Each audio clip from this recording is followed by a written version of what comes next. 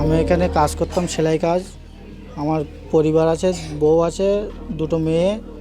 ওনাদেরকে নিয়ে আমি আমার দেশে ফিরে যাচ্ছি, এখানে থাকতে দেবে না সেই জন্য।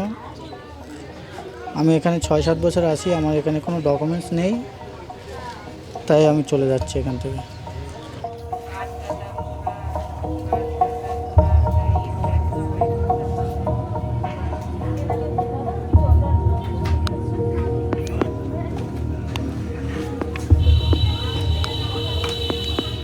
আমি বাংলাদেশ থেকে এসেছিলাম।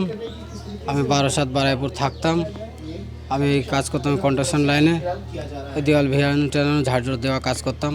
এখন সরকার বললো আমাদের রাখবে না বাংলাদেশি অনুপ্রবেশকারী, এই জন্য আমরা বাংলাদেশে ফেরত যাওয়ার জন্য আজকে হাকিমপুর বর্ডারে ওয়েটিংয়ে আছি।